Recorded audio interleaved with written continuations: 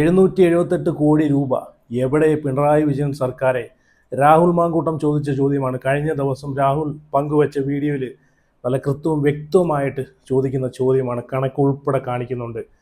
ഇതുകൊണ്ടൊക്കെയാണ് രാഹുൽ മാങ്കൂട്ടത്തിൻ്റെ എന്നൊരു വ്യക്തിയെ പലരും പേടിക്കുന്നത്. അപ്പം നിങ്ങളൊരു ലൈക്ക് കൊടുത്തോണ്ട് രാഹുലിൻ്റെ തിരിച്ചുവരവ് ആഗ്രഹിക്കുന്ന ആളുകൾ ഈ കണക്ക് അവതരിപ്പിച്ചതിന് നിങ്ങൾ എത്ര ലൈക്കും വൈപ്പും കൊടുക്കും? ഒന്ന് കമൻറ്റ് ചെയ്യണേ, ഒരു ലൈക്ക് കൊടുത്തേക്കണേ. തീ പാറിക്കുന്ന കണക്കുകളാണ് ഇപ്പം വെളിയിൽ വന്നേക്കുന്നത്. പിണറായി വിജയൻ സർക്കാരിനെ വെള്ളം കുടിപ്പിക്കുന്ന ചോദ്യമായിട്ടാണ് രാഹുൽ വന്നേക്കുന്നത്. അതുപോലെ എല്ലാവരും ഒന്ന് ചാനൽ കൂടെ ഒന്ന് സബ്സ്ക്രൈബ് ചെയ്ത് വെച്ചേരെ. രാഹുലിനെ പിന്തുണയ്ക്കുന്ന ആളുകളെല്ലാം ആ സബ്സ്ക്രൈബ് ബട്ടൺ അടിച്ചൊന്ന് പൊട്ടിച്ച് വെച്ചേരെ. എല്ലാവരും ഫോളോ ചെയ്ത് സബ്സ്ക്രൈബ് ചെയ്ത് വെച്ചേരെ. അപ്പോൾ വീഡിയോയിലേക്ക് നമുക്ക് പോവാം. കഴിഞ്ഞ ദിവസം രാഹുൽ മാങ്കൂട്ടം ഇട്ട ഒരു വീഡിയോ അത് കണ്ടപ്പോൾ എനിക്കൊരു കാര്യം മനസ്സിലായി. ചുമ്മാതല്ല ഈ വ്യക്തിയെ ഭരണപക്ഷം ഭയക്കുന്നത്, ഭരണപക്ഷം കള്ളക്കേസിൽ കുടുക്കി പുറത്താക്കാനുള്ള കളികൾ നടത്തിയത് ചുമ്മാതല്ലെന്ന്, ഈ ഒരു വ്യക്തി എത്രത്തോളം ഭയക്കുന്നുണ്ടെന്ന് കഴിഞ്ഞ രാഹുൽ മാങ്കൂട്ടം ഇട്ടൊരു വീഡിയോയിലൂടെ മനസ്സിലാക്കാവുന്നേ ഉള്ളൂ. 778 കോടി രൂപ മുഖ്യമന്ത്രിയുടെ ദുരിതാശ്വാസ വയനാട്ടിലേക്ക് വേണ്ടിയിട്ട് ദുരിതാശ്വാസ നിധിയിലേക്ക് ഫണ്ടിലേക്ക് അക്കൗണ്ടിലേക്ക് ഇട്ട് കൊടുത്തിട്ട് അത് എവിടെ പിണറായി വിജയൻ സർക്കാർ എന്നാണ് രാഹുൽ മാങ്കൂട്ടം ചോദിക്കുന്നത്. നല്ല കൃത്യവും വ്യക്തവുമായിട്ട് കണക്കുകൾ അതിനകത്ത് അവതരിപ്പിക്കുന്നുണ്ട് രാഹുൽ മാങ്കൂട്ടം. അതിലേക്ക് വരാം. അതിനു മുമ്പ് അത് നമുക്കൊന്ന് കണ്ടു നോക്കാം. അതിനു മുമ്പ് രാഹുൽ മാങ്കൂട്ടത്തിൻ്റെ തിരിച്ചുവരവ് ആഗ്രഹിക്കുന്ന ആളുകളൊക്കെ ചുമ്മാതല്ല ഈ ഒരു വ്യക്തിയെ പുകച്ച് പുറത്ത് കാണിക്കാനുള്ള പരിപാടികൾ ഈ പ്രസ്ഥാനത്തിൽ നിന്നുള്ള ആളുകളും ഭരണപക്ഷത്തുള്ള ആളുകളും നോക്കുന്നതെന്ന് ഇതിലൂടെ തന്നെ മനസ്സിലാക്കാം.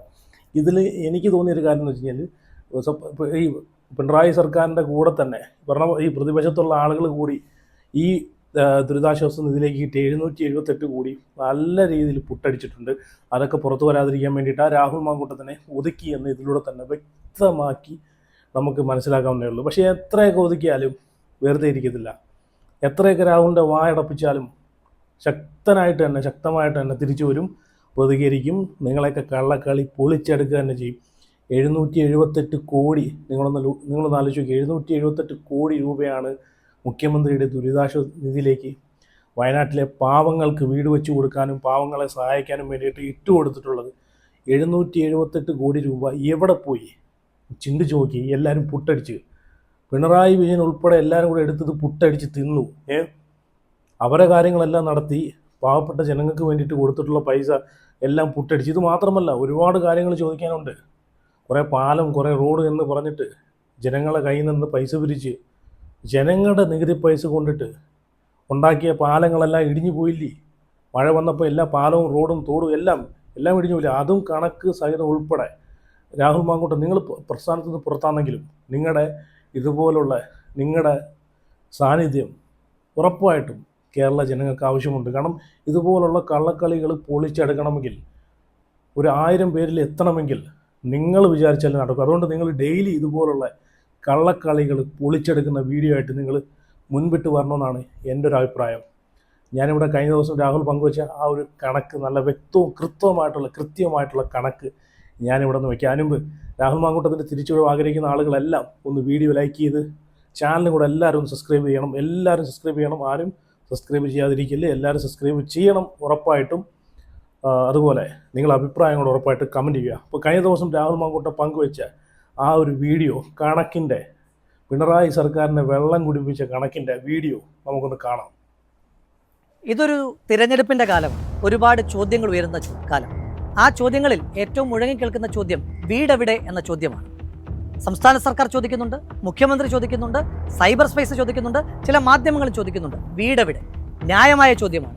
വയനാട്ടിലെ ദുരന്തം അനുഭവിച്ച മനുഷ്യന്മാർ 2 വർഷത്തോടെടുക്കുമ്പോൾ വീടെവിടെ എന്ന ആ ചോദ്യം ഉയരേണ്ടുന്ന ചോദ്യം തന്നെയാണ്. പക്ഷേ എൻ്റെ സംശയം, വീടെവിടെ എന്ന ആ ചോദ്യം ആദ്യം ചോദിക്കേണ്ടത് പ്രതിപക്ഷത്തോടാണോ അതോ ഈ സംസ്ഥാനം ഭരിക്കുന്ന സർക്കാരിനോടാണോ? ഞാൻ പറയും, ആ ചോദ്യം ചോദിക്കേണ്ടത് സംസ്ഥാന സർക്കാരിനോടാണ്. കാരണം ഞാനും നിങ്ങളും നമ്മളും ഒന്നിച്ചു നിന്ന് 778 കോടി രൂപ വയനാടിനെ പുനരുജ്ജീവിപ്പിക്കുവാൻ വേണ്ടി ദുരിതാശ്വാസ നിധിയിലേക്ക് അടച്ചത് സംസ്ഥാന സർക്കാരിലാണ്. സംസ്ഥാന സർക്കാരിൻ്റെ CMDRFിലേക്കാണ് നമ്മൾ ആ തുക കൈമാറിയിട്ടുള്ളത്. ആ തുക വെച്ചിട്ട് ഈ 2 വർഷം എടുക്കുമ്പോൾ ഈ സംസ്ഥാന സർക്കാർ എന്തെല്ലാമാണ് ചെയ്തിരിക്കുന്നത്? ദുരന്തമുണ്ടായി കൃത്യം 20 മാസമാകുമ്പോൾ ഈ സംസ്ഥാന സർക്കാർ പൂർത്തീകരിച്ച് ആ വീടുകളിൽ താമസിക്കുന്ന ഒരു മനുഷ്യനെങ്കിലും നിങ്ങൾക്ക് വയനാട്ടിൽ കാണിച്ചു തരാൻ കഴിയും? ഇല്ല. അപ്പോൾ നിങ്ങൾ പറയും, സംസ്ഥാന സർക്കാർ 178 വീടുകൾ കൈമാറിയില്ലേ? 178 വീടുകൾ കൈമാറുന്നൊരു ചടങ്ങ് നടത്തി. അത് PR-ന് വേണ്ടി, തെരഞ്ഞെടുപ്പുമായി ബന്ധപ്പെട്ട പെരുമാറ്റച്ചട്ടം വരുന്നതിന് മുമ്പ് PR-ന് വേണ്ടി ഉപയോഗിക്കുകയും ചെയ്തു. പക്ഷേ ആ 178 വീടുകളിൽ ഒന്നിലെങ്കിലും ആളുകൾക്ക് താമസിക്കുവാൻ കഴിയുന്നു? ഇല്ല. കാരണം മഹാഭൂരിപക്ഷ വീടുകളിലും ഇലക്ട്രിഫിക്കേഷൻ പൂർത്തീകരിച്ചിട്ടില്ല. ചില വീടുകളിൽ പ്ലംബിംഗ് ആക്ടിവിറ്റീസ് പൂർത്തീകരിച്ചിട്ടില്ല. പിന്നെ എങ്ങനെയാണ് ആ വീട്ടിൽ മനുഷ്യന്മാർ താമസിക്കുക? ഇന്ന് നമ്മൾ ഈ സംസാരിക്കുന്ന ദിവസം വരെ വയനാട്ടിലെ സർക്കാർ കൈമാറിയ ഒരു വീട്ടിൽ പോലും ഒരാൾ പോലും താമസിക്കുന്നില്ല എന്ന കണക്ക് നിങ്ങൾ എത്ര പേർക്ക് മുന്നിൽ ഈ കേരളത്തിലെ മുഖ്യധാരാ മാധ്യമങ്ങൾ എത്തിച്ചിട്ടുണ്ട്? ഇനിയും ഇതുവരെ നമ്മൾ അക്കൗണ്ട് ചെയ്തിട്ടില്ലാത്ത, ഓഡിറ്റ് ചെയ്തിട്ടില്ലാത്ത ചില കണക്കുകളിലേക്ക് കിടക്കാം. വയനാട്ടിൽ ആകെ മുഖ്യമന്ത്രിയുടെ ദുരിതാശ്വാസ നിധിയിലേക്ക് നമ്മൾ സംഭാവന ചെയ്ത തുക 778 കോടി രൂപ.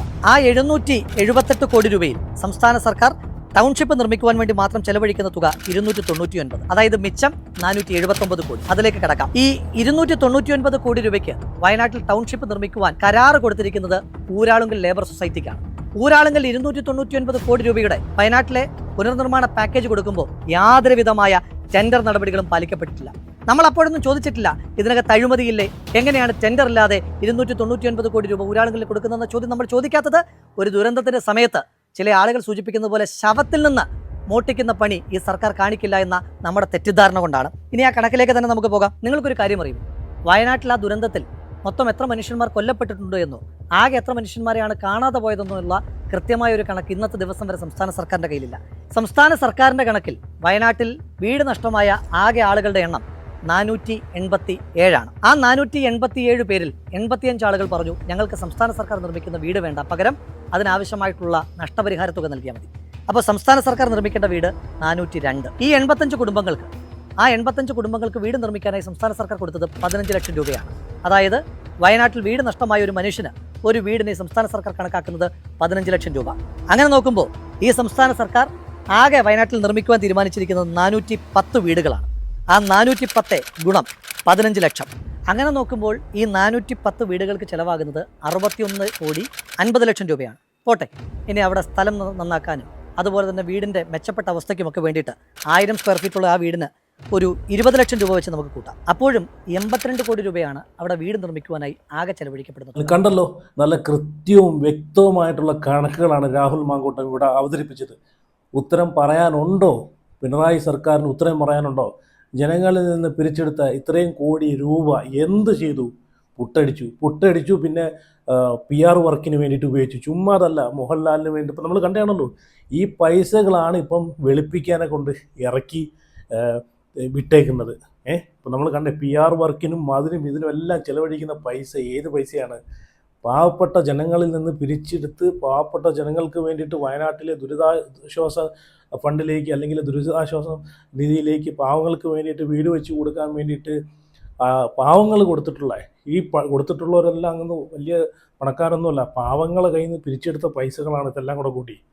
അങ്ങ് ഗൾഫിൽ കഷ്ടപ്പെടുന്ന പ്രവാസികളായിട്ടുള്ള ആളുകൾ ഉൾപ്പെടെയുള്ള മനുഷ്യർ അവർ കഷ്ടപ്പെട്ടുണ്ടാക്കിയ പൈസ മുഖ്യമന്ത്രിയെ വിശ്വസിച്ച് പിണറായി വിജയൻ്റെ ദുരിതാശ്വാസ ഫണ്ടിലേക്ക് ഇട്ട് കൊടുത്തിട്ടുള്ള ഇത്രയും കോടി രൂപകൾ പുട്ടടിച്ചു. അവസാനം കണ്ടില്ലേ, പിണറായി സർക്കാരിനെ വെളുപ്പിക്കാനെ കൊണ്ട് ആ പൈസകൾ ഉപയോഗിച്ചു. ഇപ്പോഴല്ലേ ഇതിൻ്റെയൊക്കെ കണക്കുകൾ വെളിയിലോട്ട് വരുന്നത്? ഇപ്പോഴല്ലേ ജനങ്ങൾക്ക് കാര്യങ്ങൾ മനസ്സിലായത്? ഈ PR വർക്കുകൾക്ക് വേണ്ടിയിട്ട് ചിലവഴിക്കുന്ന പൈസകൾ ഏതാണെന്ന് ഇപ്പോഴല്ലേ ജനങ്ങൾക്ക് മനസ്സിലായത്? ഓക്കെ, ബാക്കിയും കൂടെ നമുക്ക് കണ്ടുനോക്കാം.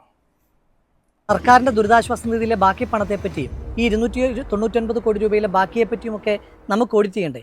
ഓഡിറ്റ് ചെയ്യാനുള്ള അവകാശം നമുക്കുണ്ട്. കാരണം അത് പ്രതിപക്ഷം കൂടി കൊടുത്ത പൈസയാണ്. കർണാടക സർക്കാർ രാഹുൽ ഗാന്ധിയുടെയും പ്രിയങ്ക ഗാന്ധിയുടെയും KC വേണുഗോപാലിൻ്റെയും ഒക്കെ സമ്മർദ്ദത്തിൻ്റെ ഭാഗമായി 20 കോടി രൂപയാണ് സംസ്ഥാന സർക്കാരിന് ഭവന നിർമ്മാണത്തിന് വേണ്ടിയിട്ട് കൊടുത്തിരിക്കുന്നത്. അതുപോലെ തന്നെ കേരളത്തിലെ UDFൻ്റെ MLA മാർ, പ്രതിപക്ഷ നേതാവ് അടക്കമുള്ള ആളുകൾ, MP മാർ, അവരെല്ലാവരും വയനാട് ദുരിതാശ്വാസ നിധിയിലേക്ക് പണം കൈമാറിയിട്ടുണ്ട്. അപ്പം നമുക്ക് കൂടി അവകാശപ്പെട്ട ഈ സംസ്ഥാനത്തിൻ്റെ പൊതുവായ പണം, ആ പണം എങ്ങനെയൊക്കെ ചിലവഴിക്കപ്പെട്ടു എന്നതിനെപ്പറ്റി കൃത്യമായ കണക്ക് നമുക്കറിയണം. ഇനി തിരിച്ച് കോൺഗ്രസിനോട് നിങ്ങൾക്ക് ചോദിക്കാം, പ്രതിപക്ഷത്തോട് നിങ്ങൾക്ക് ചോദിക്കാം, എന്തിനെപ്പറ്റി? കാലതാമസത്തെപ്പറ്റി. ശരിയാണ്, പ്രതിപക്ഷത്തിന് കാലതാമസം ഉണ്ടായിട്ടുണ്ട് ഭവന നിർമ്മാണത്തിൽ. ഒരു കാര്യം നിങ്ങൾ മനസ്സിലാക്കേണ്ടത്, ഈ സംസ്ഥാനത്തെ എല്ലാ ഭൂമിയുടെ മുകളിലും കൂടുതൽ അവകാശമുള്ള സംസ്ഥാന സർക്കാർ, ആ സർക്കാരിന് പോലും 2024 ജൂലൈയിൽ ദുരന്തമുണ്ടായിട്ട് ഭൂമി ഏറ്റെടുപ്പ് പൂർത്തീകരിക്കാൻ കഴിഞ്ഞത് 2025 ഏപ്രിൽ മാസം 11-ാം തീയതിയാണ്. ഏതാണ്ട് ഒരു വർഷത്തോടെടുത്തു സംസ്ഥാന സർക്കാരിന്. അതിനേക്കാൾ കുറച്ചുകൂടി സമയം കോൺഗ്രസിനെടുത്തു. കോൺഗ്രസിന് മേപ്പാടിയിൽ കുന്നുംപറ്റയിൽ സ്ഥലം വാങ്ങിയിട്ടുണ്ട്. ഇന്ത്യൻ നാഷണൽ കോൺഗ്രസ് KPCCയുടെ നേതൃത്വത്തിൽ ആപ്പ് വഴി ഏതാണ്ട് 4.5 കോടി രൂപയാണ് സമാഹരിച്ചതെന്നാണ് ഞാൻ മനസ്സിലാക്കുന്നത്. യൂത്ത് കോൺഗ്രസ് ആപ്പ് ഉപയോഗിച്ചിട്ടില്ല, ഓരോ നിയോജകമണ്ഡലം കമ്മിറ്റികൾക്ക് അക്കൗണ്ടിൽ പൈസ നിക്ഷേപിക്കുവാനാണ് ആവശ്യപ്പെട്ടത്. അത് പ്രകാരം സംസ്ഥാന യൂത്ത് കോൺഗ്രസ് കമ്മിറ്റി ഏതാണ്ട് 1,05,00,000 രൂപ KPCC കൈമാറുകയും ചെയ്തു. ഈ പണം കൊണ്ട് എന്ത് ചെയ്തു? ഈ പണം ഉപയോഗിച്ചുകൊണ്ടാണ് വയനാട് മേപ്പാടിയിൽ കുന്നുംപറ്റയിൽ കോൺഗ്രസ് സ്ഥലമേറ്റെടുത്തത്. ആ സ്ഥലത്ത് നിർമ്മാണ പ്രവർത്തനങ്ങൾക്ക് ആവശ്യമായിട്ട് സ്ഥലം വൃത്തിയാക്കുന്ന പ്രവർത്തനങ്ങളുമായിട്ട് ഇപ്പോൾ മുന്നോട്ട് പോവുകയും ചെയ്യുകയാണ്. ഇനി കണക്കിനെ ഓഡിറ്റ് ചെയ്യുകയാണെങ്കിൽ ഞാൻ യൂത്ത് കോൺഗ്രസ് പ്രസിഡന്റ് ആയിരിക്കുമ്പോഴാണ് പത്തനംതിട്ടയിൽ വെച്ച് മാധ്യമ സമ്മേളനം നടത്തിയിട്ട് ചോദിച്ചു. ഞാൻ സംസ്ഥാന യൂത്ത് കോൺഗ്രസ് കമ്മിറ്റിയുടെ സ്റ്റേറ്റ്മെന്റ്, ബാങ്ക് സ്റ്റേറ്റ്മെന്റ് എടുത്ത് കൈരളിയുടെ റിപ്പോർട്ടറോടാണ് കൊടുക്കുന്നത്. നിങ്ങളിത് പരിശോധിച്ചിട്ട് ഇന്നത്തെ ദിവസം വരെ ഈ അക്കൗണ്ടിൽ നിന്ന് 1 രൂപയെങ്കിലും പിൻവലിച്ചതായി തെളിയിച്ചാൽ ഞാൻ ആ ഉത്തരവാദിത്വത്തിൽ നിന്ന് രാജിവെക്കാം എന്നെന്ന് വെല്ലുവിളിക്കുകയും ചെയ്തിരുന്നു. ഇനി തിരിച്ച് പണം കൊടുത്തു എന്ന് പറയുന്ന DYFIയുടെ കണക്കിനെ പറ്റി നമുക്ക് ഓഡിറ്റ് ചെയ്യണ്ടേ? DYFI എന്നാണ് മുഖ്യമന്ത്രിക്ക് ചെക്ക് കൈമാറിയത്? 2025 ഏപ്രിൽ മാസമാണ് 20 കോടി രൂപയുടെ ചെക്ക് മുഖ്യമന്ത്രിക്ക് കൈമാറിയത്. അതായത് 2025 ഏപ്രിൽ മാസം DYFIക്ക് 20 കോടി രൂപ അവരുടെ അക്കൗണ്ടിലേക്ക് എത്തി. അതുകൊണ്ടാണല്ലോ സംസ്ഥാനത്തിന്റെ മുഖ്യമന്ത്രിക്ക് ചെക്ക് കൈമാറുവാൻ കഴിയുന്നത്. ഇനി തിരിച്ച് DYFI അക്കൗണ്ടിൽ പണം നിക്ഷേപിക്കുന്നതെന്നാണ് 2026 ജനുവരി മാസം. അതായത് 10 മാസം 20 കോടി രൂപ DYFIയുടെ അക്കൗണ്ടിലുണ്ടായിരുന്നു. ഇനി അതിന്റെ കണക്ക് നമുക്ക് നോക്കാം. 20 കോടി രൂപ നമ്മുടെ നാട്ടിലൊക്കെ ശരാശരിയുള്ള ഒരു പലിശ ഉണ്ടല്ലോ, 7%. 7% വെച്ച് പലിശ നോക്കിയാൽ തന്നെ 20 കോടി 10 മാസം അക്കൗണ്ടിൽ കിടക്കുമ്പോൾ ഏതാണ്ട് 1,16,00,000 രൂപ DYFIക്ക് കിട്ടിയിട്ടുണ്ട്. ആ 1,16,00,000 രൂപ വെച്ച് DYFI എന്താ ചെയ്തത്? അതിനെപ്പറ്റി നമുക്ക് ഓഡിറ്റ് ചെയ്യണ്ടേ? അപ്പോൾ നമുക്ക് ഓഡിറ്റുകൾ വേണം. കാലതാമസത്തെപ്പറ്റി ഓഡിറ്റ് ചെയ്യണം, കിട്ടിയ പണത്തെപ്പറ്റിയും ഓഡിറ്റ് ചെയ്യണം. ആ ഓഡിറ്റ് ചെന്നെത്തുക സംസ്ഥാന സർക്കാരിലേക്കായിരിക്കും. പ്രതിപക്ഷത്തെ സംബന്ധിച്ചിടത്തോളം ഏറ്റവും എളുപ്പമുള്ള ജോലി ചോദ്യം ചോദിക്കലായിരുന്നു. പക്ഷേ UDF പ്രതിപക്ഷമായിരിക്കുമ്പോൾ ചോദ്യം ചോദിക്കുകയല്ല, എന്തുകൊണ്ട് വീട് വൈകി, എന്തുകൊണ്ടാണ് നിങ്ങൾ വീട് നിർമ്മിക്കാത്തത് എന്ന ചോദ്യം ചോദിക്കുന്നതിന് പകരം ഞങ്ങൾ ചെയ്തത്, UDF ചെയ്തത്, ഞങ്ങൾ കൂടി സംസ്ഥാന സർക്കാരിനോടൊപ്പം നിന്ന് വീട് നിർമ്മിക്കാം, വയനാടിനെ പുനരുജ്ജീവിപ്പിക്കാം, ഈ നാടിനെ ചേർത്ത് പിടിക്കാമെന്നാണ്. അങ്ങനെ കൺസ്ട്രക്റ്റീവായിട്ടുള്ള, അങ്ങനെ പ്രൊഡക്റ്റീവായിട്ടുള്ള, പ്രോഗ്രസീവായിട്ടുള്ള ഒരു പ്രതിപക്ഷത്തെ ഇങ്ങനെ ഓഡിറ്റ് ചെയ്തുകൊണ്ടേയിരിക്കുന്ന സമയത്ത് നിങ്ങൾ സംസ്ഥാന സർക്കാരിനോടുള്ള ചോദ്യങ്ങൾ മറന്നു പോകാതിരിക്കുവാൻ പ്രത്യേകം ശ്രദ്ധിക്കണം. വല്ലാതെ ഉത്സാഹം കാണിക്കുന്ന ചില മാധ്യമങ്ങളോട് ചോദിക്കുന്നു, നിങ്ങൾക്കും ഉണ്ടായിരുന്ന കമ്മിറ്റ്മെന്റ്, നിങ്ങളും വയനാട്ടിൽ ടൗൺഷിപ്പുകളെ പറ്റിയിട്ടൊക്കെ പറഞ്ഞിരുന്നു, ആ ടൗൺഷിപ്പുകളുടെ പണി എന്തായി എന്ന് കൂടി നിങ്ങൾ തന്നെ ഒരു ആത്മപരിശോധന നടത്തണ്ടേ? ചോദ്യങ്ങൾ ഉണ്ടാകണം, ഉത്തരങ്ങളും വേണം. പക്ഷെ ചോദ്യങ്ങൾ പണം വാങ്ങി ഏകപക്ഷീയമാകരുത്, സംസ്ഥാന സർക്കാരിന് വേണ്ടിയിട്ടുള്ളതാകരുത്. നമുക്കൊരുമിച്ച് സർക്കാരിനോട് ചോദിക്കാം, ഒപ്പമുള്ള ചോദ്യങ്ങൾ പ്രതിപക്ഷത്തോടും ചോദിക്കാം. ചോദ്യങ്ങൾ ചോദിച്ചു തന്നെ കണ്ടല്ലോ. ചുമ്മാതല്ല, രാഹുൽ മാങ്കൂട്ടത്തിനെ പുറത്താക്കാനെ കൊണ്ട് പല പരിപാടികളും പല പെണ്ണ് കേസുകളും കൊണ്ടിട്ട് ഈ കളി അത്രയും കളിച്ചത് അതിലൂടെ തന്നെ വ്യക്തമാക്കാം. ഈ പ്രസ്ഥാനത്തുണ്ടെങ്കിലും രാഷ്ട്രീയത്തിലുണ്ടെങ്കിലും ഇല്ലെങ്കിലും രാഷ്ട്രീയത്തിന് പ്രസ്ഥാനത്തിന് പുറത്താണെങ്കിലും പറയേണ്ടത് നല്ല എണ്ണി നല്ല രീതിയിൽ നല്ല നട്ടലോട് കൂടി പറയും. അത് രാഹുൽ മാങ്കൂട്ടത്തിൻ്റെ വായ അടയ്ക്കാമെന്ന് ആര് വിചാരിച്ചാലും അത് അടയ്ക്കാൻ സാധിക്കത്തില്ലെന്നുള്ള തെളിവാണ് ഇപ്പം കണ്ടത്.